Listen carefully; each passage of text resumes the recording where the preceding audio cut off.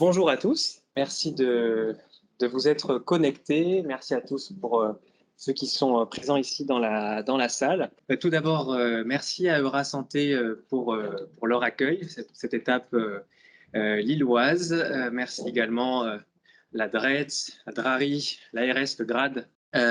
Donc merci à l'ensemble des acteurs de nous accueillir pour cette étape lilloise du Tour de France de la stratégie d'accélération santé numérique. Cet après-midi, nous avons deux tables rondes qui vont se succéder et qui vont être brillamment animées par mes collègues de la DGOS qui se présenteront au fil de l'eau. Pour ma part, donc, je suis David Sinetti, je suis coordinateur de la stratégie d'accélération santé numérique et je vais vous faire une petite rapide introduction pour vous resituer la stratégie d'accélération, que vous puissiez constituer nos actions dans ce contexte, dans ce programme interministériel. La stratégie d'accélération est une stratégie interministérielle. C'est la première fois sur la santé numérique que nous avons une stratégie sur ce sujet. C'est une chance puisqu'il existe une vingtaine de stratégies pour l'ensemble de l'économie française. Vous avez des stratégies sur le cloud, sur le quantique, sur la 5G, et la santé numérique fait partie des priorités gouvernementales. Et donc, on a la chance d'avoir cette stratégie qui permet de lancer un certain nombre d'actions inédites interministérielles sur le sujet, dotée d'un budget de 650 millions d'euros. Elle a été lancée dernièrement, finalement, en octobre 2021 par les ministères concernés. Donc, les ministères sont le ministère des Solidarités et de la Santé, le ministère de l'Économie, des Finances et de la Relance, le ministère de l'Enseignement supérieur de la Recherche et de l'Innovation et le secrétariat général pour l'investissement, qui est le secrétaire général en charge de France 2030. La stratégie est organisée autour de 5 principaux axes que vous voyez à l'écran, synthétisés par cette tour tour de lancement de fusée. La fusée, c'est vous, les porteurs de projets, c'est vous qui allez conquérir les nouveaux marchés. Nous, on vous donne les clés, en tout cas, on essaye de vous donner le maximum de clés pour pouvoir réussir vos développements. Ça passe par différents axes, comme que vous voyez à l'écran, la formation, la recherche, la maturation des différents projets par des appels à projets de l'innovation, favoriser l'expérimentation et l'évaluation et favoriser le déploiement à grande échelle, notamment l'accès au remboursement pour les solutions des dispositifs médicaux numériques. Oui, ce sont des actions assez ambitieuses. J'insiste par exemple sur la formation, c'est un thème qui sera réabordé dans les tables rondes, j'imagine, et qui est un sujet essentiel pour le déploiement des usages du numérique en santé, la confiance que vous développiez des solutions numériques et qu'elles soient ensuite utilisées, prescrites, recommandées par l'ensemble des professionnels sanitaires et médico-sociaux. Alors également, l'occasion pour moi dans cette introduction de faire une petite page promotionnelle pour Genius, le guichet national de l'innovation et des usages en e-santé. Anne Berthaud, la chef de projet de Genius, est ici dans la salle avec nous à Lille. Et merci à toute l'équipe Genius de faire ce formidable travail au quotidien pour aider à faire gagner du temps aux porteurs de projets, à tout porteur de projet. On sait que la santé numérique, c'est compliqué pour vous qui débutez ou qui vous lancez sur ce secteur-là. Il y a une marche à franchir qui est importante en termes de réglementation, en termes de visibilité sur les différents financements accessibles, en termes de repérage en écosystème. C'est que la santé est un secteur particulièrement siloté, où il est parfois compliqué de se repérer. Et donc, Genius vous aide sur l'ensemble de ces aspects, réglementaires, écosystème, financement, à vous faire gagner du temps, à accéder à la bonne information au bon moment, à la bonne expertise, à la bonne ressource.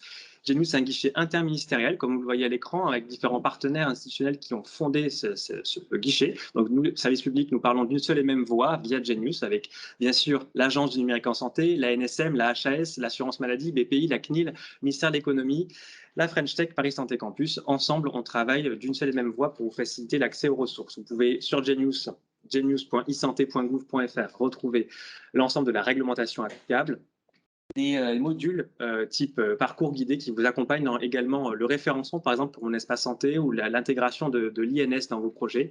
Vous pouvez également retrouver, et vous retrouverez de nouveaux services qui seront lancés au fil de l'eau sur le dispositif médical, l'accès au remboursement. Vous pouvez vous abonner au podcast et liker notre page LinkedIn sur les réseaux sociaux pour être tenu au courant de l'ensemble des actualités et des projets portés par Genius. Oui, il paraît que je parle très vite, mais j'ai pas beaucoup de temps pour faire cette intro et je vais tout dire. 12 pôles de compétitivité nous accompagnent et clusters dans la réalisation de ce service, puisque c'est un service co-conçu avec l'ensemble de l'écosystème. Alors, le Tour de France de la stratégie d'accélération santé numérique, c'est quoi? Bon, en fait, c'est tout simplement, on vient à la rencontre des porteurs de projets et des acteurs régionaux du numérique en santé. C'est vous qui faites la santé numérique. Nous, on est que là simplement pour vous aider, pour faciliter la tâche. On fait ce qu'on peut. Parfois, on y arrive, parfois, on n'y arrive pas. Il y a toujours des choses qui ne sont pas parfaites. On le sait, on est là aussi pour justement être à portée de baffe, comme on dit, pour récolter également les choses qui ne vont pas et essayer de les améliorer. C'est tout le sens de ce Tour de France. Alors, en termes de date, et vous le voyez sur la diapositive suivante, on est à Lille, nous sommes déjà allés à Paris, Montpellier, à Bordeaux, à Grenoble, à Sophia Antipolis, Marseille. Il nous reste ensuite, après Lille, il nous restera Saint-Denis de la Réunion, Rennes et Strasbourg, et qui terminera ce Tour de France fin juin. Voilà. Et donc, je laisse la parole tout de suite. Non, je ne laisse pas la parole tout de suite. Si, je vais laisser la parole tout de suite, mais à la table ronde numéro 1. Mais oui, Qui peut venir directement, et je laisse la parole à Louise. Merci beaucoup. Merci David. Merci, bonjour à tous. Je vais appeler les intervenants de la première table ronde qui est consacrée à la télésanté de qualité. Donc, je suis Louise Piouet, je suis chargée de mission télésanté à la Direction générale de l'offre de soins. Et donc, cette table ronde, je vais l'animer avec Marthe Cassagno qui est à distance, Anne-Charlotte Dambre, Mathieu Faure qui est à distance, le docteur Arnaud Ansk, je vous en prie, Jacques Lucas, le canapé, et puis Lina Williams. Donc, je vous laisserai le soin de vous présenter tout à l'heure, on fera un petit tour de table. Et donc, pour commenter, je vais juste très rapidement introduire le sujet. Donc, on va parler de télésanté de qualité. Donc, qu'est-ce que ça veut dire? Pourquoi est-ce qu'on a choisi ce sujet? Et donc, la première question, c'est qu'est-ce que c'est que la télésanté? La télésanté, c'est un des sous-ensembles de la e-santé. Et donc, c'est les pratiques des professionnels à distance. Et dans la télésanté, il y a deux grandes familles. Il y a les pratiques médicales à distance, qui sont réalisées par les médecins, les chirurgiens dentistes, les sages-femmes, et les pratiques soignantes à distance, donc c'est le téléphone, qui sont réalisées par les auxiliaires médicaux et les pharmaciens. Donc, les auxiliaires médicaux, les infirmiers, les masseurs-kinés, les pédicures-podologues, les orthoptistes. Voilà. Donc, on a tous ces professionnels de santé qui sont aujourd'hui autorisés à effectuer des pratiques à distance. Donc, on connaît bien maintenant la téléconsultation, qui est une pratique médicale à distance. Et demain, et dès maintenant, en fait, se développent des pratiques soignantes de rééducation à distance, par exemple. Alors, la télésanté, c'est un sujet qui est ancien et qui a vraiment explosé pendant l'épidémie de Covid, enfin, pendant la première vague de l'épidémie de Covid. On est passé sur les usages de téléconsultation de 20 000 téléconsultations par mois à 1 million de téléconsultations par mois aujourd'hui. Au plus fort de l'épidémie, on était à 1 million de téléconsultations par semaine. Donc aujourd'hui, ça y est, la téléconsultation est rentrée dans les pratiques. La question juste après, c'est qu'est-ce que c'est que cette pratique de télésanté? Comment est-ce qu'on fait pour qu'elle s'inscrive durablement dans le paysage de la santé? Et surtout, comment on fait pour que ce soit des bonnes pratiques? Voilà, des bonnes pratiques, c'est-à-dire des pratiques auxquelles les professionnels sont formés, savent ce qu'ils font, ils comprennent les enjeux de ces pratiques, ils connaissent le cadre, ils connaissent les outils qu'ils doivent utiliser. Donc voilà, comment est-ce qu'on forme les professionnels? Comment est-ce qu'on rend accessible la télésanté à tous, c'est-à-dire la rendre accessible sur tous les territoires et à toutes les personnes, même des personnes qui sont fragilisées par rapport aux outils numériques.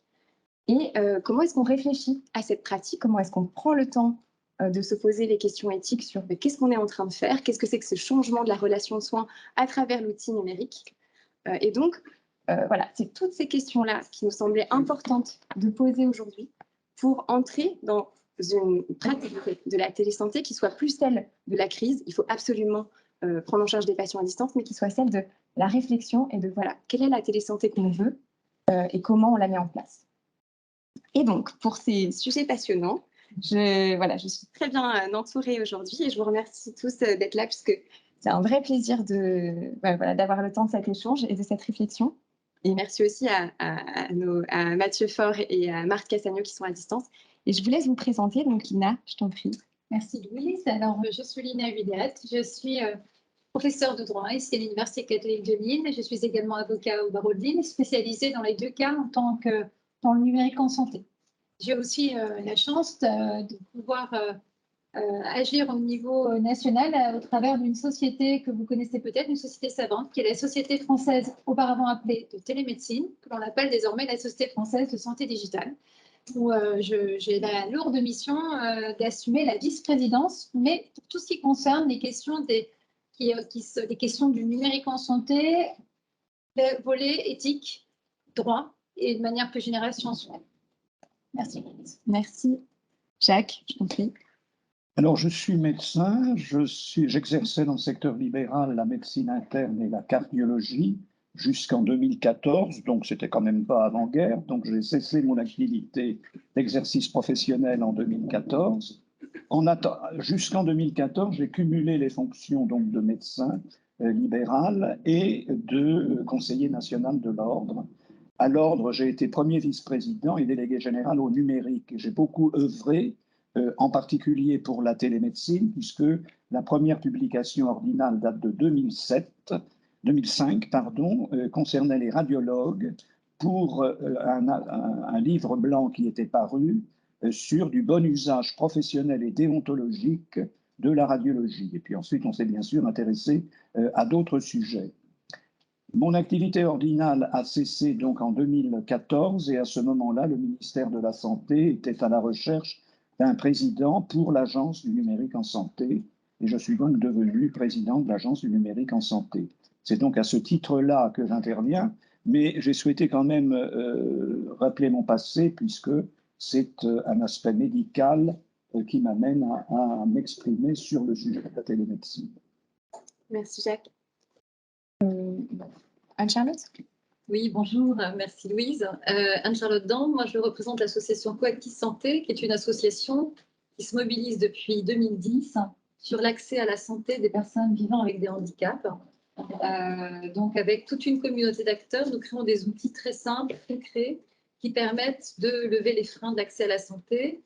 Donc à la fois pour promouvoir une information en santé accessible à tous, en FAQ, ça s'appelle Santé BD, et pour outiller les professionnels de santé aussi aux bonnes pratiques pour accueillir des patients vivant avec des handicaps. Donc c'est à travers le site handiconnect.fr. Ces outils sont gratuits en ligne. Et donc sur la téléconsultation, la télémédecine, nous avons participé au groupe de travail ministériel qui a donné l'objet de la création de deux outils facile d'accès sur la téléconsultation pour créer, en fait, organiser des téléconsultations de qualité avec des patients vivant avec des handicaps. Merci Anne-Charlotte. Arnaud? Oui, bonjour, donc je suis Arnaud Hansk, d'origine médicale, puisque j'étais initialement médecin urgentiste à l'hôpital de Montreuil-sur-Mer. Pendant mes études, j'étais persuadé que l'informatique était importante. Donc j'ai passé quelques diplômes d'informatique pendant mes études, ce qui m'a conduit à occuper différents postes à Montreuil-sur-Mer, à Arras, on construit l'hôpital, à la Fédération hospitalière de France, où j'étais conseiller national pour les nouvelles technologies. Et là aujourd'hui, donc, je suis directeur des systèmes d'information du groupement hospitalier de l'Institut catholique de Lille. Preuve qu'on peut mettre un médecin à la tête des projets technologiques et aussi directeur de l'information médicale et du pôle innovation. Merci Arnaud. On va passer maintenant aux intervenants qui sont à distance, l'occasion de voir si ça marche bien. Donc, il y a Marthe Cassagno. Oui, bonjour, merci Louise. Marthe Cassagno, donc je suis rattachée donc, au département des professions de santé à la CNAM, donc au siège Assurance Maladie. Je suis coordinatrice de la cellule médecin. Et donc, je participe effectivement à tout ce qui est négociation des accords conventionnels. Et je suis notamment, je suis en charge avec forcément toute une équipe de la mise en œuvre de la télémédecine et notamment tout ce qui est travaux sur justement définition et mise en œuvre des conditions de prise en charge par l'assurance maladie obligatoire de la téléconsultation et de la téléexpertise notamment. Merci Marthe. Et il y a Mathieu Faure aussi. Merci Louise, bonjour à tous. Donc Mathieu Faure, je suis directeur de projet au sein de la délégation ministérielle au numérique en santé, donc dans la même équipe que David Sinati qui a fait l'introduction et je traite notamment des sujets liés à la formation. Merci. Merci à tous. Alors, pour ouvrir cette table ronde, la première question, c'est comment est-ce qu'on met en lien tous ces sujets de formation, d'éthique, d'accessibilité, pourquoi est-ce que tout ça, en fait, est-ce que tout ça, c'est des sujets différents? Est-ce que c'est pas une seule et même démarche? Donc, pour cette question, je me tourne vers Lina pour ouvrir le sujet. Merci Louise. Alors, je ne suis pas surprise par la question parce qu'on l'avait préparée quand même. Merci. Alors, en effet, quand Louise a posé cette question-là, et elle nous a finalement dit comment mettre en place justement les formations. Quand on parle de formation, c'est identifier un besoin. Quand on identifie le besoin, on se dit mais qu'est-ce qui s'est passé? Alors, je reprends ce que tu disais, Louise, hein, le retour d'expérience pendant la crise, on s'est rendu compte que la téléconsultation avait explosé. Là où, je le rappelle, et je me permets de le dire en tant que société française de santé digitale, on a eu du mal à faire démarrer la téléconsultation parce qu'on a eu effectivement une résistance. Alors, je ne connais pas les raisons précises de cette résistance, non pas de la part des patients, mais de la part des professionnels de santé. Donc, de tout cela, on en a tiré quelques connaissances, grâce à des études qui ont été menées. On s'est rendu compte qu'il y avait un manque de confiance. Confiance dans la pratique, pas que, mais aussi confiance dans l'utilisation d'un média qui peut prendre plusieurs effectivement formes. Ça peut être l'écran, ça peut être simplement l'utilisation d'un logiciel, ça peut être l'utilisation simplement d'une boîte mail. On se rend compte que finalement, ça crée de la défiance. Défiance, non pas parce que c'est l'objet qui génère cette défiance, mais simplement parce que c'est l'usage qu'on ne sait pas, qu'on ne maîtrise pas. On a cru comprendre à un moment donné que c'était le patient qui était en défiance par rapport à cette pratique. On disait même que le patient dénonçait le manque de relations humaines que générait par exemple la téléconsultation. Mais quand on creuse, on se rend compte que c'est plus le professionnel de santé qui était en manque de confiance par rapport à cette pratique. Et quand on creuse, on se rend compte que le patient, s'il est en défiance, c'est parce que son professionnel de santé est lui-même en défiance par rapport à cette pratique. Là, on se rend compte que finalement, c'est autour du professionnel de santé qu'il faut creuser les causes. Et quand on regarde le professionnel de santé, eh bien, on comprend finalement cette défiance qui est innée, qu'il n'arrive pas à formuler. Et en fait, c'est normal. Les professionnels de santé, alors on va prendre, non sans les stigmatiser, les médecins, puisqu'on parle de téléconsultation, effectivement, quand on les regarde, on se rend compte que c'est une génération qui a été formée à l'examen clinique. À la fac, on les a formés à l'examen clinique, on les a formés à repérer dans le geste, dans l'odeur, dans le regard du patient, des éléments qui permettent de faire ce qu'on appelle un pré-diagnostic. Et là, avec la téléconsultation, ces repères, on ne les a plus en tant que professionnel médical. Et c'est là que finalement, mettez-vous à leur place. C'est-à-dire qu'on leur demande de pratiquer leur savoir avec un média qu'ils ne maîtrisent pas et pour lequel ils n'ont pas été appris à maîtriser. Donc forcément, de leur côté, il y a une espèce de résistance du fait de la non-connaissance, du fait de la non-formation, ce qui entraîne une certaine défiance. Celle-ci générant, vous l'avez compris, la défiance du patient. Le tout faisant que c'est une pratique qu'on ne veut pas effectivement développer parce qu'on la craint. Alors, donc la question que posait tout à l'heure Louise, finalement, qu'est-ce qu'on doit générer, comment former? Peut-être c'est effectivement former les professionnels de santé à l'usage de cette téléconsultation, non pas comment ils l'ont utilisée pendant la crise, parce qu'on est quasiment certain que l'usage qui a été fait de la téléconsultation pendant le confinement n'est pas le bon usage pour le coup. Certains médecins qui ne s'étaient pas formés préalablement ont utilisé la téléconsultation avec un média qu'ils utilisent en temps normal dans leur vie privée. Donc, ils se sont adressés aux patients comme ils s'adresseraient à ses petits-enfants. Là, on n'est pas du tout dans le même contexte. Et quoi qu'on en dise, la relation, elle ne doit pas être la même. Voilà. Et donc, forcément, quand on s'adresse au patient, on ne lui dit pas comment ça va. Bonjour monsieur, voilà. Et donc, il y a toute une gestuelle, des mots qu'il faut réapprendre. La formation doit, je pense, prendre en compte cela. Et si Louise, tu me le permets, parce qu'on disait effectivement, donc merci, quand on disait que donc il faut régénérer de la confiance, parce que quoi qu'on en dise, je ne pense pas, et je suis même convaincue qu'il ne faut pas dire que la téléconsultation déshumanise la relation de soins, j'en suis pas du tout certaine, et d'autant plus que je m'appuie pour cela sur certaines études qui ont été menées au sein de la Société française santé digitale, et notamment par un de mes amis qui est sociologue et qui est le professeur Alexandre Mathieu Fritz, qui a accompagné d'ailleurs une équipe de psychiatres. Un psychiatre qui fait de la téléconsultation, mais c'est même pas en pensée, quoi. Parce qu'eux disent clairement, on a besoin de voir le patient, on a besoin de toucher le patient, on a besoin de voir la force de son pas quand il traverse le pas de la porte. Et ça fait partie des éléments diagnostiques. Et pour autant, ils ont mené l'étude. Et pour vous la faire courte, conclusion, les psychiatres se sont dit, mais c'est vrai qu'on perd nos repères, mais on en gagne de nouveau.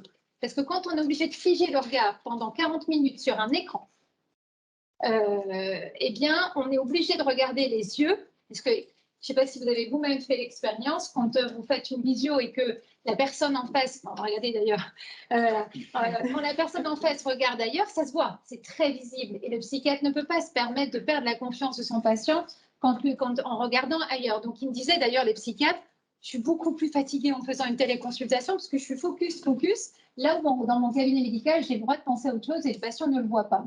Donc, vous voyez, on est effectivement, il y a un changement. C'était normal. Le média vient être ajouté dans cette relation qui est avant tout une relation physique. Alors, je ne l'ai pas dit en prérequis, mais il est clair que je ne pars pas du principe que la téléconsultation doit remplacer la relation classique. Pas du tout. Elle ne peut être qu'un complément. La télésanté n'est qu'un complément. Là où la relation de soins physiques ne peut pas s'exercer pour une raison qui est tout à fait légitime. Elle ne peut être qu'en complément. Et justement, dans ce complément, il faut réapprendre finalement avec le média, recréer cette relation de confiance. Et je reviens pour reboucler. Cette relation de confiance, il ne faut pas uniquement la penser autour de l'expérience patient, il faut surtout et avant tout la penser autour de l'expérience professionnelle de santé pour le remettre en confiance et pour lui permettre d'apprendre finalement à exercer son savoir avec ce média. Et puis, pour terminer sur cela, je parlais des professionnels de santé. On va juste maintenant terminer autour de l'expérience patient. Là encore, quelques études ont été menées. Et là, je cite des études qui ont été menées par la Fédération française des diabétiques, à laquelle j'ai eu la chance effectivement d'être sollicitée en tant qu'expert. Et je vise directement le docteur Jean-François Thébault, qui prendra la parole tout à l'heure, qui nous a beaucoup appris grâce à ces études, où on a découvert effectivement que le patient, finalement, ce n'était pas lui qui était réticent et qu'au contraire, c'était une façon pour lui de renouer une nouvelle relation avec son médecin. Quelques expériences ici lilloises qui ont été menées m'ont beaucoup appris, et notamment des médecins qui ont mené des expériences de téléconsultation avec des patients qui étaient atteints de la maladie de Charcot. Et donc, vous voyez de quel type de prise en charge il s'agit. Et c'est vrai que ces patients qui habituellement doivent prendre la route, se déplacer, aller voir le médecin, rentrer dans le contexte médical, c'est tout un contexte difficile pour eux. Là où la téléconsultation invite le médecin chez eux, où le patient est tout à fait à l'aise et peut parler à son médecin sans pour autant avoir subi finalement tout le parcours du combattant pour arriver à son cabinet médical. C'est un exemple, j'en ai un autre et j'en termine. Où il s'agit de patients en soins palliatifs, où on est effectivement en phase finale et l'idée c'est que le médecin fait le suivi. Habituellement, ce patient qui doit faire 1h30 de route parce qu'il n'est pas situé sur l'île, donc part très tôt le matin, fait la route, il arrive, il est fatigué dans le cabinet, dans le cabinet du médecin, et il sent l'odeur de l'hôpital et il sent l'odeur de la blouse blanche et ça lui rappelle tellement sa maladie. Et quand il arrive devant le médecin, il a toujours son visage fermé, là où le médecin aimerait que ce visage s'ouvre pour parler, parce qu'il se voit une fois de temps en temps. Lors du confinement, du coup, pour éviter ça, parce qu'on ne pouvait pas le faire, on a développé effectivement la téléconsultation. Et ce même patient qui arrivait visage fermé, finalement, quand il se connectait à la visio, eh bien, il était chez lui à l'aise. Et d'ailleurs, le médecin était content parce qu'on voyait un autre visage. À tel point qu'un jour, le patient a dit au médecin, mais docteur, vous êtes allé chez le coiffeur? Alors, ça peut paraître anodin, mais pour le médecin, c'était très révélateur. Il s'est permis une espèce de familiarité qui montrait à quel point il était à l'aise, désormais devenu à l'aise avec le médecin. Ce qui fait qu'il a pu réintroduire, le médecin a réintroduit un dialogue entre eux qui n'aurait jamais pu arriver si on n'avait jamais utilisé la visioconférence. Alors, j'en ai plein d'expériences comme ça, mais tout simplement pour dire que finalement, là aussi, de ces expériences qu'on doit apprendre, finalement, on se rend compte que la visioconférence peut être aussi générateur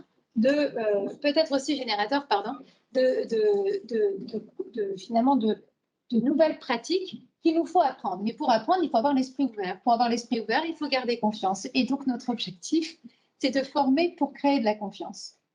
Voilà. Merci Lina. Merci. Très, très intéressant ce témoignage et ouais, cette notion de confiance hyper importante entre le professionnel et le patient. On continue sur le terrain de l'expérience et de bien illustrer qu'est-ce qu'on entend par ces pratiques à distance.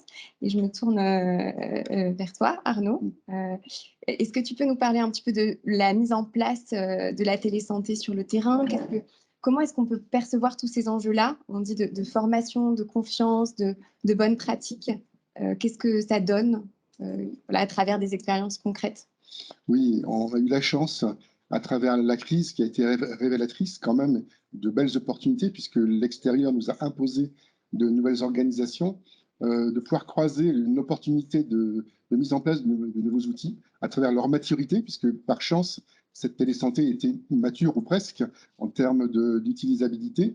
Et c'est vrai que le fait de devoir soigner des patients à distance a obligé chacun à se mobiliser et à utiliser ces nouvelles organisations à travers des prises en charge à distance, mais qui restaient de qualité. C'est vrai que la structure dans laquelle je travaille, qui voit beaucoup de monde, puisqu'on croise à peu près 500 000 patients par an, 200 000 en consulte, 100 000 en urgence et 70 000 entre 70 000 et 80 000 en hospice, elle nous a obligés à continuer à garder le lien. Et c'est vrai que l'arrivée des nouveaux outils, malgré dans la santé, ce phénomène que je vous rappelle, puisque le sachant, c'est l'ancien, et le petit jeune, il écoute ce que dit l'ancien. Or là, les nouvelles technologies s'adressent plutôt à des gens qui arrivent avec leur smartphone et leurs nouveaux outils. Et donc là, on aurait pu penser qu'il y aurait un petit choc des technologies ou de la pensée, mais pour le coup, tout le monde a fait l'effort. Et c'est vrai qu'on a pu réaliser plusieurs milliers de téléconsultations qui nous ont montré qu'en effet, pendant la crise, on sait se mobiliser. Et ce qui est intéressant aussi, c'est de voir comment en post-crise, on garde quelque chose qui fonctionne. Et aujourd'hui, on continue de garder ces fonctionnements de télésanté, de téléconsultation aujourd'hui sur des spécialités qui, comme le disait Lina, correspondent à un besoin.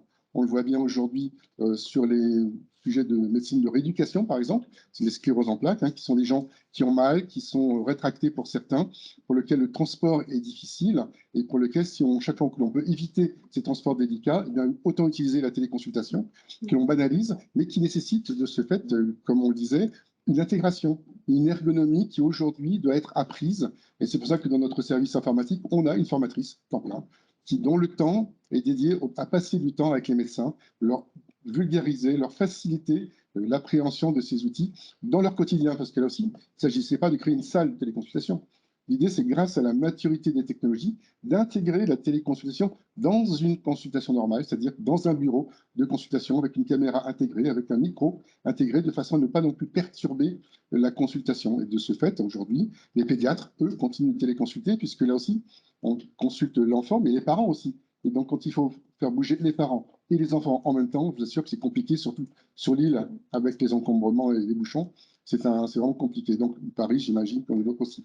Donc, la téléconsultation a un vrai sens pour rassurer, suivre les enfants et les parents, ou bien, dans d'autres cas, les EHPAD, pour limiter les déplacements des EHPAD. On voit bien que la téléconsultation est un vrai bonheur de qualité, de suivi, même si on a toujours besoin, quand même, à un moment, de mettre la main sur le ventre, d'écouter la respiration, de mettre un stéto sur le cœur, même si là aussi, les nouveaux outils de téléécoute et de télésurveillance ont bien progressé. Donc, c'est vrai qu'aujourd'hui, sur ce côté téléconsultation, c'est, je dirais pas un vrai succès, puisque globalement, on en fait moins que pendant la crise, mais certains médecins, les allergologues aussi, se sont appropriés ces pratiques pour limiter le temps, limiter les délais aussi de consultation. Et c'est vrai que dans ce cadre-là, on a vraiment quelque chose de très positif qui s'est intégré dans le quotidien des médecins. Et au-delà de la téléconsultation, on a pu monter, là aussi en formation, à travers la téléexpertise, qui est un autre service que l'on peut rendre vraiment entre professionnels, puisque aujourd'hui, on voit bien que au-delà du coup de fil, où le médecin essaye de joindre quelqu'un à l'hôpital, et là où on peut mettre chacun au défi de joindre un médecin à l'hôpital, c'est vraiment là aussi très compliqué. Et bizarrement, quand on met en place une téléexpertise à travers tous les nouveaux outils de joignabilité, et à partir du moment où on a passé un contrat moral avec le médecin d'une réponse coordonnée, là on le voit bien aujourd'hui, on l'a mis en place en dermatologie.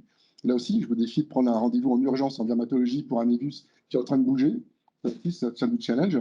Et bien là, aujourd'hui, en moins de 48 heures, notre équipe de 7 dermatologues répondent à un avis d'un médecin traitant qui a besoin d'un positionnement, puisque, comme je vous le rappelle, un mélanome, quand il est diagnostiqué tôt, 95% de guérison, tard, 70%.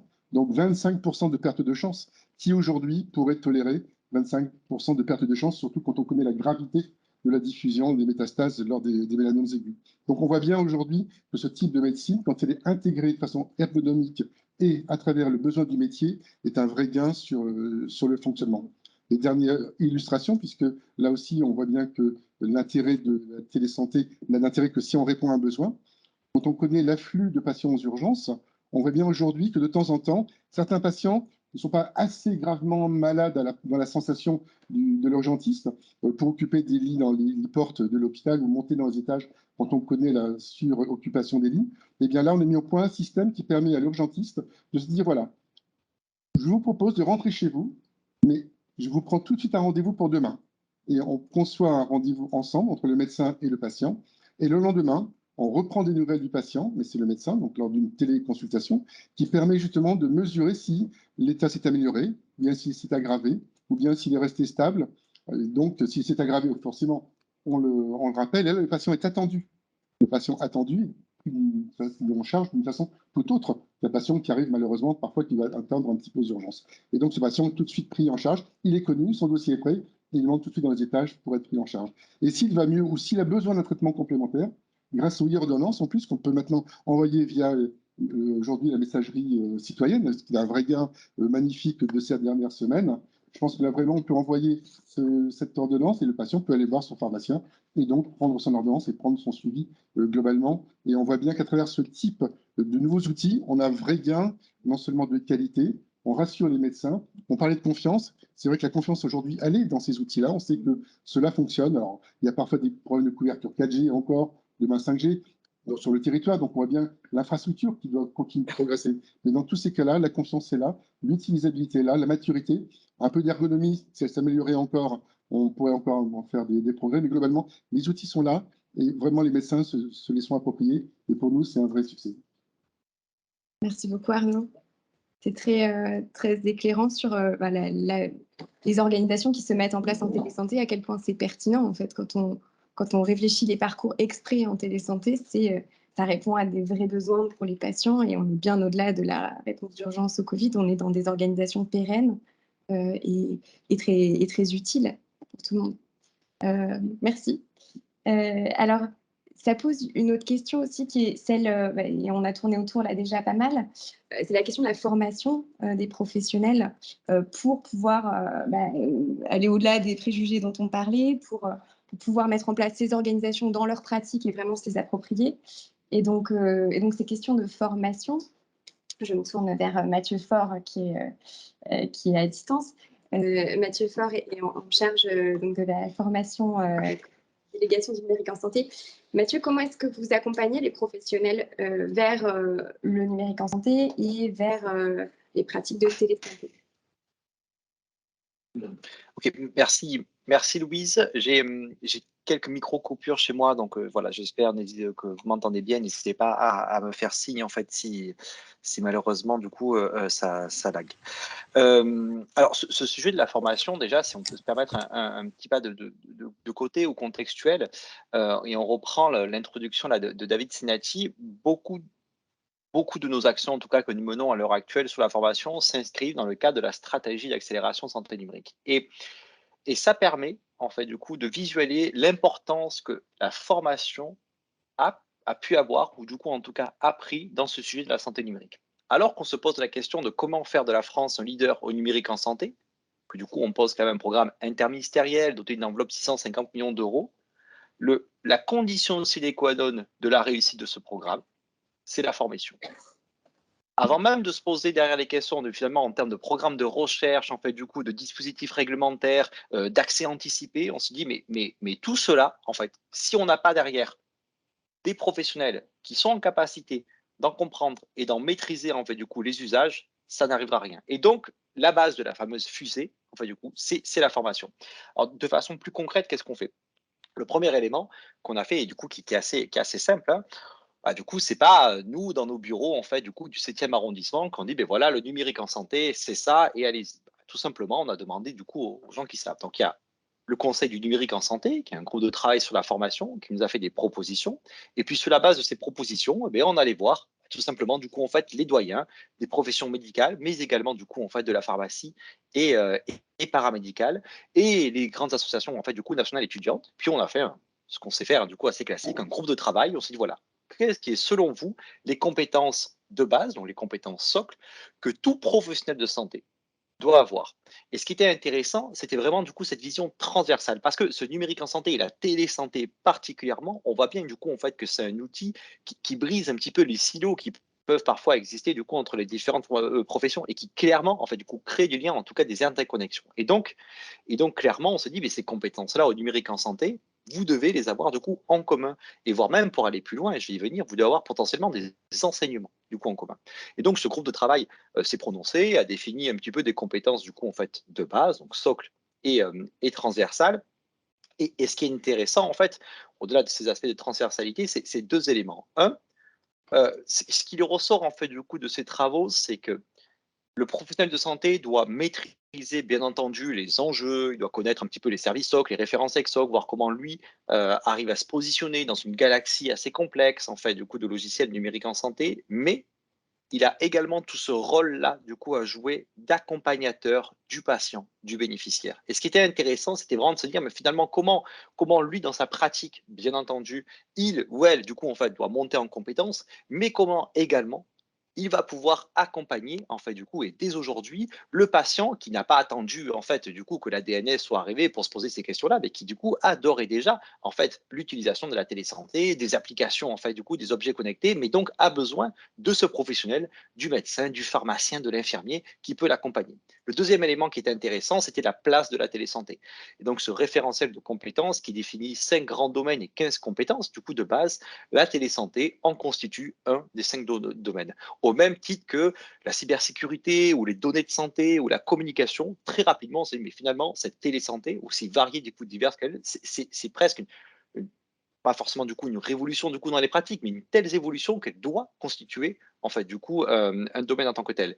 Et pour au moins en comprendre bien entendu en fait du coup les enjeux de façon globale, la contexte, l'évolution du coup en fait réglementaire, mais aussi d'essayer de voir comment chacun sa pratique peut ou va évoluer, mais également celle des autres pour comprendre quel est ce parcours du coup patient du XXIe siècle. Et donc une fois que nous avons défini ces compétences au numérique en santé, bah, du coup, nous sommes l'État et généralement, bah, du coup, sur les deux jambes que nous avons, le volet financier, le volet réglementaire, et nous avançons. Sur le volet réglementaire, nous sommes en train de travailler sur un arrêté du coup, transversal pour rendre obligatoire ces enseignements dans l'ensemble des formations initiales des professions dont je vous ai cité, médicales et paramédicales. Et rien que ça, c'est une première. Il y avait déjà eu un arrêté par le passé, un arrêté du coup sur le service sanitaire, mais qui n'allait pas aussi loin, qui ne définissait pas autant de compétences, surtout sur autant de professions. Et donc là, normalement, d'ici l'été, nous devrons avoir un arrêté qui rend obligatoire toutes ces compétences-là dans toutes ces professions-là. Déjà, rien que ça, c'est du coup quelque chose d'assez unique en soi. Et le deuxième volet, en fait, qui est plutôt financier, c'est un appel à manifestation d'intérêt qui a été sorti en fin décembre l'année dernière. Il y a eu une première levée avec 9 consortiums préfigurateurs qui en sont sortis en février. Puis il y a une deuxième levée qui va arriver en juillet, donc un AMI doté quand même de 71 millions d'euros et qui vise principalement la mise en place d'informations initiales de ces compétences au numérique en santé, les mêmes qui ont été décidées en fait par l'ensemble des doyens et des associations nationales étudiantes. Et sur cet AMI, bah, nous visons quand même pas moins de 70 000 étudiants par an. En flux, ça correspond grosso modo à la quasi-totalité en fait, du coup, des étudiants de ces formations initiales, médicales et paramédicales de ce pays. Mais nous visons bien entendu également à terme les travailleurs sociaux et l'ensemble du coup, en fait, du spectre qui intervient auprès des patients. Enfin, un dernier élément, et j'arrêterai là, c'est bien entendu l'aspect de la formation continue, parce que bon, c'est très intéressant d'inscrire sur la formation initiale, mais si on attend que les étudiants qui sortent soient majoritaires, en fait, du coup, pour pousser ces compétences-là, du coup, on va attendre 30 ans, et donc là, d'ores et déjà, toute une multitude d'actions sur la formation continue. On devrait vraisemblablement avoir une orientation prioritaire dans le prochain triennal du DPC, qui sera numérique en santé, toujours basé sur le même référentiel, et donc avec toute cette place-là pour le DPC. Il y a des discussions qui sont en cours avec la NFH, avec du coup les différentes OPCO. Et au-delà de ça, nous travaillons sur une plateforme d'évaluation, PIX Pro Santé, donc PIX, c'est un GIP, qui déjà travaille sur l'évaluation des compétences numériques, et là pour fournir dès l'année prochaine une plateforme d'évaluation de compétences numériques en santé, pour l'ensemble des professionnels pour qu'ils puissent au minimum se sensibiliser, puis s'évaluer sur ces sujets-là. Merci beaucoup. Merci Mathieu. On voit que c'est un gros travail qui est mené sur la formation par la DNS. C'est extrêmement central et c'est ce que tu dis, c'est fondamental. Il faut partir de là et ensuite on pourra discuter des organisations, mais il faut déjà que les professionnels sachent ce que c'est que le numérique et connaissent les fondements des différents domaines. Donc, merci beaucoup. Je continue sur le sujet formation en tournant vers Anne-Charlotte.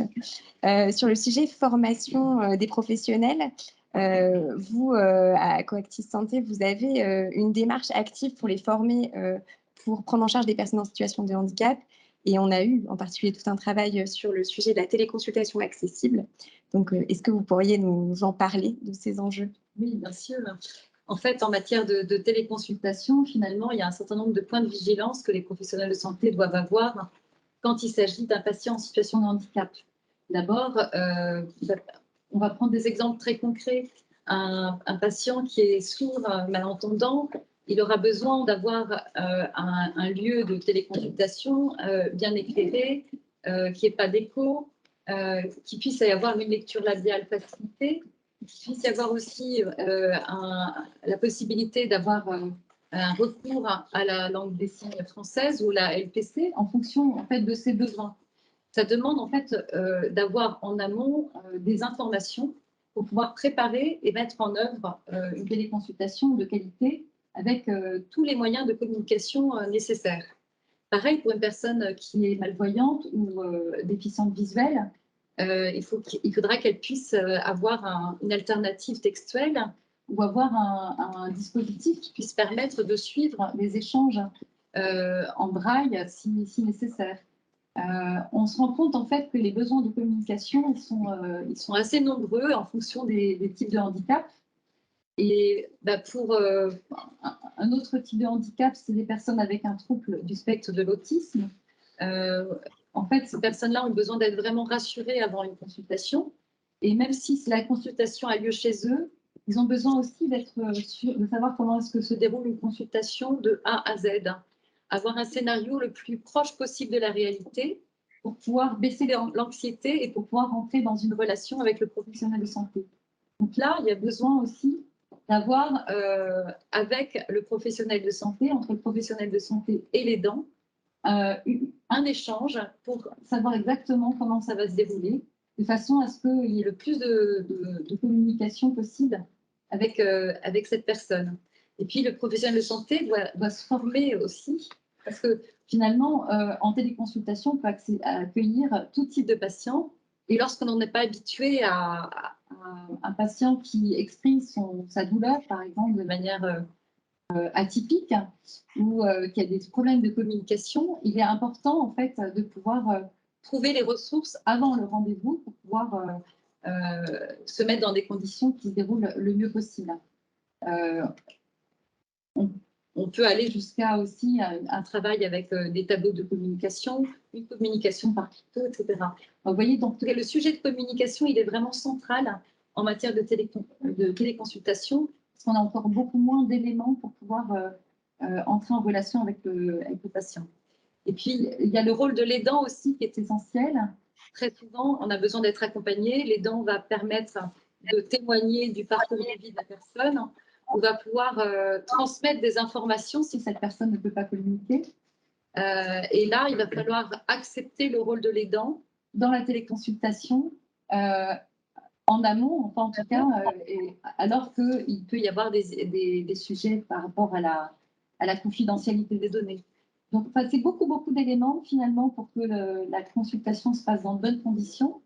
Du coup, on encourage finalement le professionnel de santé à se préparer en amont en cas de situation de handicap et aux patients également de se préparer de son côté pour qu'il y ait un échange de qualité. Voilà. Merci. Alors, on avait une petite image à passer pour montrer ce que c'est que les outils qui ont été travaillés. Là, il s'agit d'une bande dessinée qui a été créée avec tout le groupe de travail. qui explique en facile à lire et à comprendre et avec des illustrations à quoi sert une téléconsultation et comment se déroule la téléconsultation avant, pendant, après, en respectant en fait un certain nombre de règles qui feront que la communication se passera bien. Donc ça, c'est un exemple, en tout cas, d'outil pour rassurer le patient et qui peut servir aussi aux professionnels de santé pour s'appuyer dessus et avoir un suivi du déroulement de la téléconsultation sur la même base, les mêmes références. Merci. Et d'ailleurs, cet outil-là, vous pouvez le retrouver en allant sur Santé BD et en cherchant téléconsultation. Voilà, santébd.org, c'est un outil téléchargeable en ligne et qui existe avec plusieurs personnages pour que les personnes puissent appuyer l'outil le mieux possible. Merci. C'est un outil extrêmement intéressant qui peut être réutilisé par tous de la même manière que les fiches HandiConnect. Les fiches HandiConnect qui sont en fait créées aussi par plein d'acteurs et qui donnent tous les points de vigilance pour organiser une téléconsultation de qualité. Mais au-delà de ça, c'est comment monter en compétence pour accueillir des patients en situation de handicap dans son cabinet. C'est un sujet, c'est fondamental. Hein. On en parlait ce matin avec ceux qui étaient là, c'est comment on rend accessibles ces outils numériques et comment est-ce qu'on fait en sorte que ce ne soit pas un développement qui soit limité à certains qui sont très à l'aise avec le numérique et d'ailleurs souvent qui ont une facilité à accéder au parcours de soins en fait aussi. Donc la question, c'est comment est-ce qu'on atteint d'autres personnes.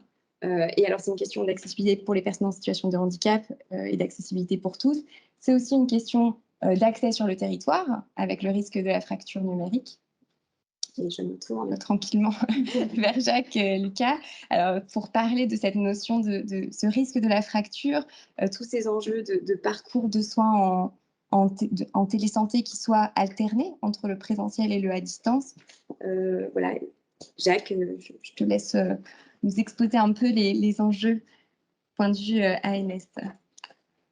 Alors, il existe actuellement une fracture dans l'accès aux soins, indépendamment même du numérique. Il y a des endroits où on peut avoir facilement encore un rendez-vous avec un médecin généraliste ou un médecin spécialiste dans des délais raisonnables. Il existe d'autres territoires où on n'a pas de rendez-vous dans des délais raisonnables, éventuellement pour des questions d'ailleurs qui peuvent revêtir un certain caractère d'urgence. Donc le numérique en général et la télémédecine en particulier doit contribuer à réduire cette fracture et peut contribuer à réduire cette fracture, je vais m'en expliquer après, et elle ne doit pas la creuser.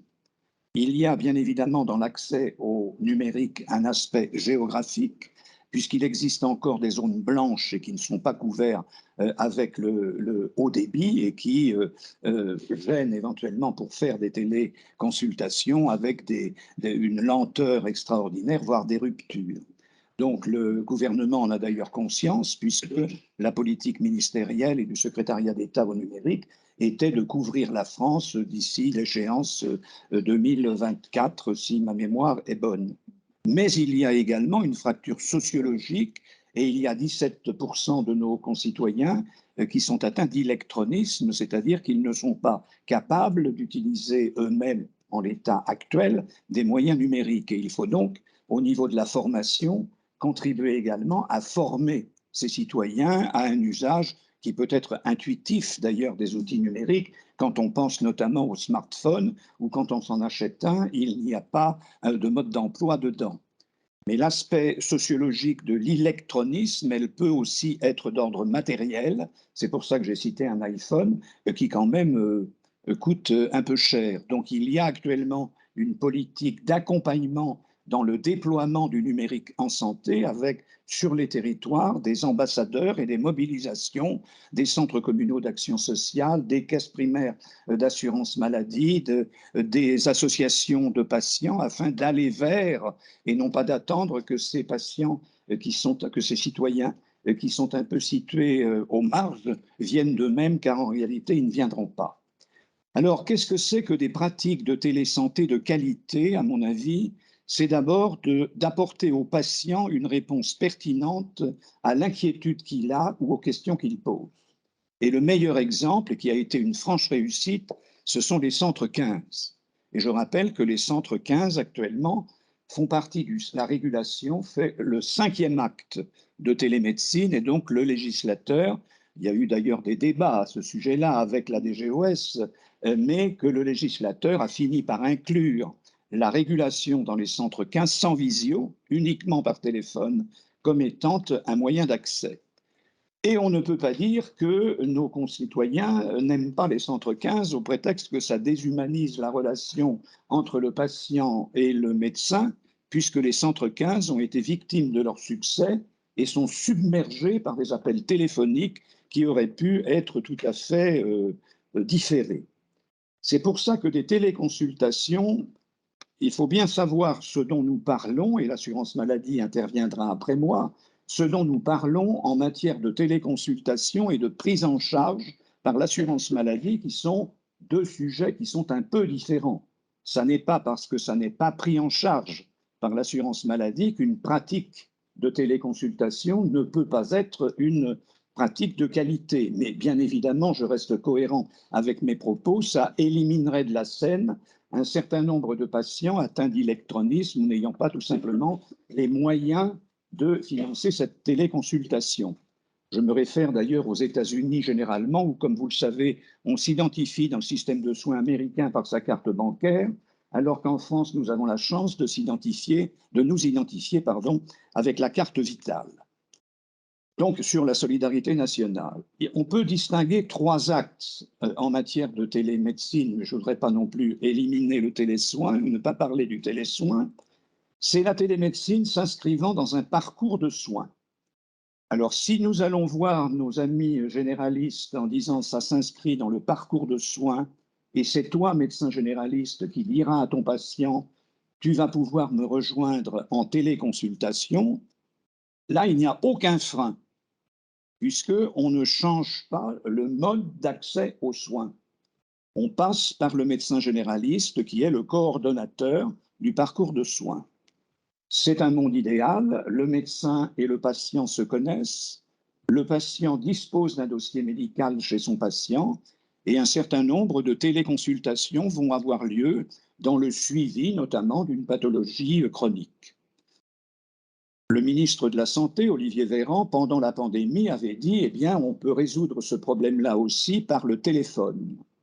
C'est-à-dire que s'il y a eu un boom des téléconsultations que l'on a appelé téléconsultations à la phase aiguë de la pandémie, c'est que tous les verrous avaient été levés au prétexte que quand la maison brûle, on ne regarde pas si le tuyau est aux normes réglementaires à partir du moment où il éteint l'incendie. Mais néanmoins, comme l'a dit Lina, ça n'était pas conforme quand même à la protection des données personnelles, enfin un certain nombre, même à la sécurité au niveau d'identification, et il faut revenir à des pratiques plus orthodoxes. En revanche, où la situation commence à se compliquer, c'est lorsque la téléconsultation devient une régulation de fait en dehors des centres 15, via des plateformes qui peuvent être des plateformes qu'on appelle à vocation commerciale, encore que les commerçants ne sont pas nécessairement des voyous, mais que c'est des plateformes à vocation commerciale, en tout cas qui sont des plateformes privées.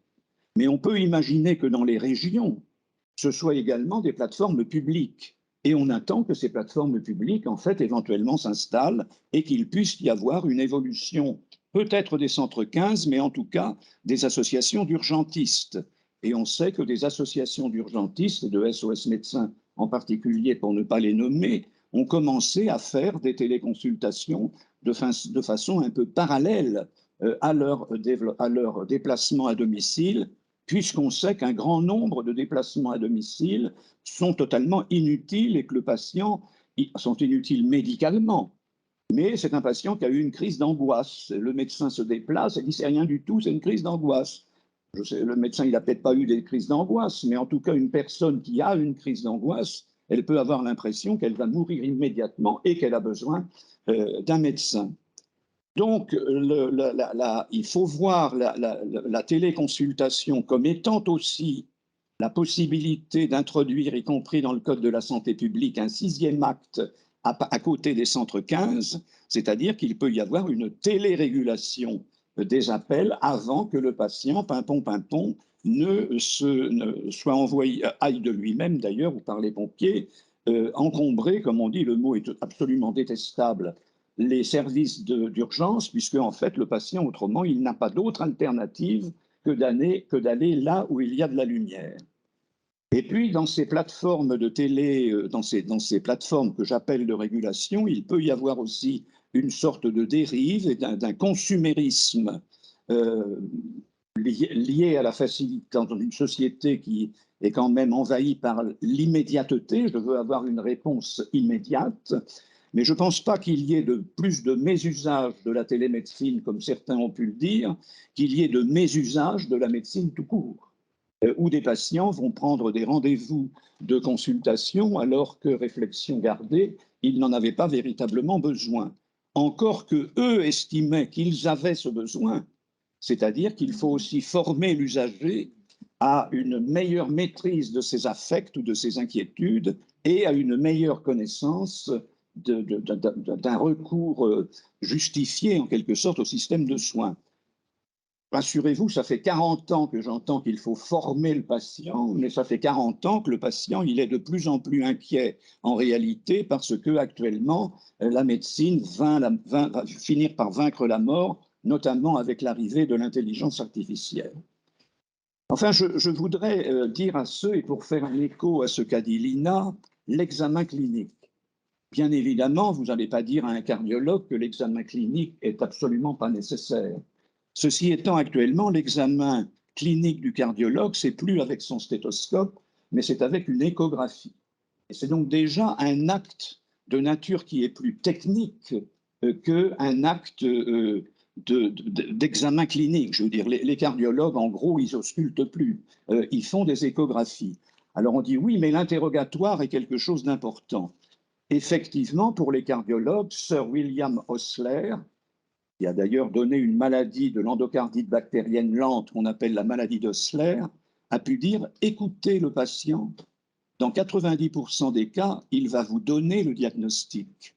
D'ailleurs, en cardiologie, c'est très clair, c'est qu'un patient qui a une violente douleur dans la poitrine avec une irradiation dans les mâchoires, c'est une crise à l'occasion d'un effort, c'est une crise d'angor, et il n'y a pas en soi besoin d'examen clinique, il faut très rapidement le diriger vers l'hôpital. Ça ne donne pas lieu, bien évidemment, à une téléconsultation pour savoir ce qu'il faut faire. Ce serait un mésusage de la téléconsultation parce qu'on est dans une situation d'urgence. De même qu'une femme qui est en période d'activité génitale, comme on dit, qui a un retard de règles, et tout d'un coup une violente douleur abdominale avec une syncope, on ne va pas lui suggérer d'avoir une téléconsultation car elle a probablement une rupture d'une grossesse extra-utérine et on pourrait multiplier les exemples. Alors, les médecins généralistes, et je les comprends, ont une grande appréhension vis-à-vis des plateformes commerciales, comme ils les appellent, parce que sur ces plateformes commerciales, ce sont des médecins inscrits au tableau de l'ordre, ayant toutes les compétences requises, qui font des téléconsultations. Alors, ils ne les font pas toujours en dehors du parcours de soins, puisque l'avenant à la Convention a précisé que si le patient appelait son médecin traitant et qu'il n'était pas là, appelait SOS médecin mais qu'il n'était pas disponible, il pouvait avoir recours à une plateforme et que du coup, c'était pris en charge par l'assurance maladie. Peut-être là, y a-t-il d'ailleurs des choses à revoir. Marthe Cassagno va certainement nous en parler, puisque les partenaires conventionnels, c'est-à-dire les organisations syndicales, regardent de façon assez critique les téléconsultations, puisque bien évidemment, ça change totalement le panorama, crée de l'inquiétude chez les professionnels de santé, met en avant que ça déshumanise la relation médicale, et Lina a donné un exemple pour montrer que ce n'était pas vrai. Je vais vous en donner un autre qui est quand même un peu plus triste ou joyeux, ça dépend comment on le voit. C'est un de mes patients qui était atteint d'une insuffisance cardiaque chronique, arrivé au bout du rouleau. Il voulait absolument aller à Belle-Île, parce qu'il voulait, comme il le disait d'ailleurs très bien, mourir à Belle-Île. Il a été plus mal, mais cela a été inéluctable. Le premier réflexe a été de dire on va le transférer sur le continent pour l'hospitaliser, une énième fois, il n'a pas voulu un dispositif de télémédecine auquel je n'ai pas participé d'ailleurs, hein, mais c'était un de mes patients, a été mis en œuvre et le médecin traitant est intervenu régulièrement près de ce patient mourant, encore lucide, avec sa famille à côté de lui, et la famille a estimé que c'était exactement la mort que le patient souhaitait avoir et que par conséquent, on ne peut pas dire que ça a déshumanisé la relation dans un cas d'espèce, hein, bien évidemment en particulier, mais je pense qu'on peut les transposer, et en particulier, je m'arrêterai là, notamment au niveau des EHPAD, où hospitaliser une personne, même si elle n'est pas mourante, mais qui ne sait plus si Noël est à Pâques, ça la désoriente encore un petit peu plus quand on l'envoie au service des urgences. Elle a hurlé parce qu'elle est tombée. On ne sait pas si elle s'est fait, bien sûr, une fracture du fémur ou si, en fait, c'est simplement qu'elle a mal. De toute façon, si c'est une fracture du fémur, on va la mettre très gentiment dans un fauteuil et le chirurgien orthopédiste ne va pas se précipiter pour l'opérer. Elle peut rester dans son milieu habituel à la condition, et un peu comme tu l'as dit d'ailleurs, à la condition qu'elle puisse être suivie très régulièrement. Ce que j'ai dit pour la télémédecine s'applique également, bien évidemment, aux télésoins, où un masseur-kinésithérapeute, par exemple, va pouvoir orienter un patient dans les gestes qu'il doit faire, par exemple pour se rééduquer d'une entorse de cheville que je viens de me faire, sans que nécessairement le patient ait besoin d'aller au cabinet du kinésithérapeute s'il n'y a pas de thérapeutique spécifique à mettre en œuvre. Voilà ce que je pouvais vous dire. Merci, Jacques. Une sorte de testament politique, en quelque sorte. Il y a beaucoup de choses dans cette intervention. C'est à la fois des exemples poignants et en même temps, on voit la vision très politique, cette transformation du système de santé qui induit aussi la télésanté en général. Donc ça pose beaucoup de questions éthiques qui sont situées à la fois entre le patient et le professionnel, mais aussi sur le modèle de prise en charge et le modèle d'organisation des soins, en fait. Et donc, c'est une belle transition pour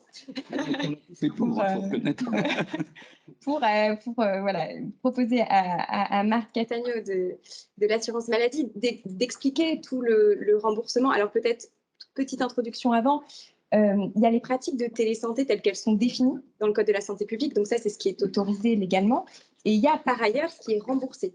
Et ça, c'est le cadre des négociations conventionnelles profession par profession. Donc, il n'y a pas exactement homogénéité, similitude entre ce qui est possible et ce qui est remboursé. Voilà. Donc là, on va aller plutôt vers le cadre du remboursement, ce qui est pris en charge. Et donc, Marthe, je te laisse la parole. Oui, merci Louise. Et en effet, je pense que nous allons effectivement recouper un peu nos propos avec Jacques Lucas par rapport à l'intervention précédente. Donc, c'est une bonne transition, en effet. Et comme tu le disais, c'est vrai que effectivement les accords conventionnels successifs entre finalement professionnels de santé libéraux, puisqu'on est dans ce champ-là, et l'Union nationale des caisses d'assurance maladie, ces dernières années en fait accompagnent effectivement le développement des pratiques de télésanté sur l'ensemble du territoire et si possible bien évidemment au profit de tous les patients. Et c'est ce qu'on a vu notamment dans les derniers accords, notamment via l'avenant 9 à la convention médicale, qui était assez conséquent, pas que sur le champ télémédecine, mais également sur le champ du numérique. C'est un avenant, effectivement, qui introduit de nouvelles mesures en faveur de ce déploiement de la télésanté. Et pourquoi? Parce que tout simplement, on a voulu, partenaires conventionnels, tirer les enseignements des dérogations qui ont pu être accordées pendant la crise sanitaire et comme plusieurs d'entre nous l'ont rappelé, qui ont effectivement incontestablement participé à l'essor de la télésanté. Et donc, c'est quelque chose qu'on retrouve non seulement du côté de la convention médicale, mais il y a aussi des accords qui ont été récemment pris, sage-femme, orthophoniste et encore plus récemment centre de santé. On voit bien cette volonté en fait des partenaires conventionnels de vouloir pérenniser ces pratiques aussi dérogatoires et de bon sens finalement qui ont été introduites pendant la crise. Donc nous, côté assurance maladie et même au sens plus large, côté partenaires conventionnels, ce qu'on voit, c'est que, et c'est ce qui a été dit aussi à de nombreuses reprises dans cette table ronde, c'est que la pratique de la télésanté, elle présente indéniablement des enjeux de qualité, mais aussi de sécurité des soins. Donc, c'est vrai qu'on n'en a pas trop parlé, mais il existe beaucoup de prérequis, des prérequis technologiques et déontologiques qui vont encadrer un peu cette pratique de télésanté, qui ont été établies notamment par la Haute Autorité de Santé et le CNOM, l'Ordre national des médecins. Et nous, on a aussi défini, partenaires conventionnels, des principes qui vont conditionner la prise en charge par l'assurance maladie, donc des actes de télésanté. Et toutes ces conditions réunies, elles visent tout simplement à assurer un suivi régulier du patient par les professionnels de santé dans un objectif, comme je le redis, de qualité et de sécurité des soins. Donc, ces exigences-là de qualité et de sécurité des soins, on va les retrouver notamment dans le respect du parcours de soins coordonnés, qui suppose effectivement que si le médecin téléconsultant n'est pas le médecin traitant, il faut quand même que ce médecin traitant oriente son patient. On retrouve aussi ces exigences. Alors, c'est un cumul de conditions. En fait, ce n'est pas uniquement le respect du parcours de soins coordonnés, même si c'est une notion centrale. Elles sont cumulatives et vous allez également retrouver la condition de l'alternance obligatoire de consultation et de téléconsultation, donc du présentiel, une consultation clinique physique et de la téléconsultation. Et ça existe aussi côté sage-femme, ce qui a été un avenant assez récent, puisque depuis le 5 mars dernier, elles peuvent aussi réaliser des téléconsultations et elles ont une notion de connaissance préalable. Après, au niveau du champ conventionnel, point et condition essentielle aussi dans la prise en charge de l'assurance maladie, c'est le principe du respect de la territorialité, c'est-à-dire, et c'est vraiment un point essentiel pour les partenaires conventionnels, on entend par là tout ce qui est territorialité de la réponse à la demande de soins d'un patient par le recours. Donc, à la téléconsultation, c'est vraiment un principe général qui va impliquer que le professionnel de santé qui téléconsulte, il doit se situer en proximité du domicile du patient. Pourquoi? Parce que cette proximité, elle permet d'assurer un suivi régulier de l'état de santé du patient et elle permet surtout, notamment côté médecin, d'organiser une consultation en présentiel si elle s'avère nécessaire. Là aussi, c'est quelque chose qui a été traduit et initié dans la convention médicale, mais qu'on retrouve aujourd'hui dans d'autres accords, notamment du côté des sages-femmes, puisque effectivement, une sage-femme qui va réaliser une téléconsultation ne peut le faire que dans le territoire du patient. Voilà. Alors après, c'est bien sûr, cette notion de territoire, elle n'est pas figée, tous les territoires n'ont pas les mêmes densités de population, on le sait tous. Je ne ferai pas un cours sur la démographie médicale, c'est un autre sujet, mais qui a son importance. Enfin, tout ça pour dire qu'on ne peut pas enfermer non plus cette notion de territoire dans une définition stricte et figée. Mais voilà, c'est une notion vraiment très, très importante, peut-être aussi importante que le respect du parcours de soins coordonnés. Et toutes ces conditions, voilà, elles sont essentielles pour les partenaires conventionnels, puisqu'elles vont conditionner la prise en charge d'un acte de télésanté. Et elles vont toutes viser effectivement à garantir une qualité de la pratique de télésanté, une sécurité des soins et une continuité des soins. Et tout ce qu'on voit effectivement, alors c'est à mettre en parallèle, c'est que la télésanté est aussi une matière dynamique, mouvante, qui doit s'adapter aussi à nos enjeux sociétaux. Donc, dans les derniers accords conventionnels, notamment la convention médecin, puisque c'est elle qui effectivement qui a initié cette pratique, donc elle s'adapte aussi. Les accords conventionnels ont une histoire, ils s'adaptent. Et donc, récemment, avec l'avenant 9, on a introduit des mesures d'assouplissement qui vont rendre effectivement possible, mais alors, sous certaines conditions, le recours à cette pratique de téléconsultation pour finalement faciliter l'accès aux soins, et notamment dans les zones déficitaires. Donc, ça peut être effectivement un accès à la téléconsultation en dehors de cette condition du respect du parcours de soins. Alors, je passe effectivement les pratiques habituelles, c'est-à-dire toutes les exceptions classiques au respect du parcours de soins, parce qu'on a toujours des spécialistes en accès direct, et c'est aussi le cas pour la téléconsultation. Mais on a aussi quelque chose qui a été mis en place avec la notion d'organisation territoriale coordonnée de télémédecine. L'idée, c'est que ce soit des organisations qui existent, ça peut être des centres de santé, des maisons de santé pluriprofessionnelles, des CPTS, des structures ou une autre forme, en tout cas, qui sont organisées avec des médecins volontaires sur un territoire donné. On doit toujours s'inscrire dans une logique d'ancrage territorial.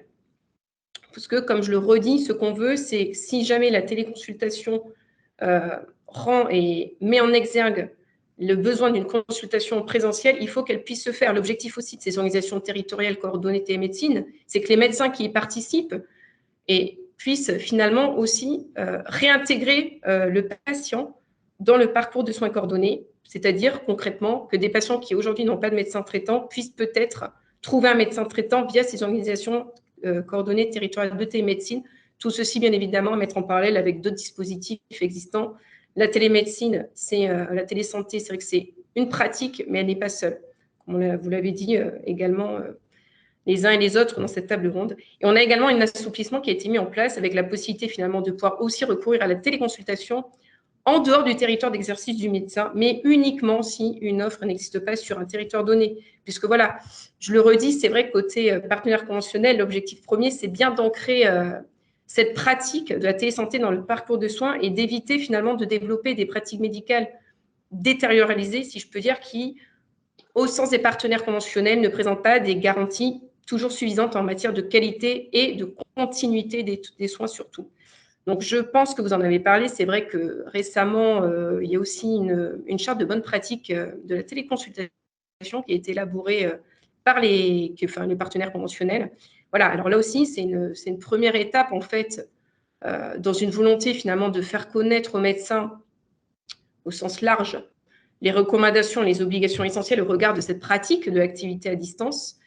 Après, elle est évolutive, donc là, effectivement, elle est plutôt axée téléconsultation, mais elle aura vocation effectivement à s'enrichir, à se diffuser auprès de tous les acteurs de télésanté, à s'adapter aussi aux enjeux sociétaux, voilà, et à accompagner toujours ce développement. Comme je l'ai dit, les accords conventionnels, ils ont une histoire, ils évoluent. Donc, sans doute qu'à travers peut-être même la convention médicale 2023, il y aura encore des choses qui vont être réalisées côté télémédecine, puisqu'effectivement, c'est quelque chose c'est finalement, et c'est un peu ma conclusion, la télésanté, elle s'établit, comme on a dit, progressivement, mais certainement dans la vie courante pour les professionnels de santé et pour les patients. C'est une vraie relation qui s'instaure entre eux. Et à travers ces échanges, et les échanges que l'on a aujourd'hui, on voit bien que ce déploiement de la télésanté, c'est un enjeu clé pour l'amélioration finalement de l'organisation de notre système de santé et aussi, essentiellement, l'accès aux soins pour tous. Merci Marc. Je t'en prie. Merci.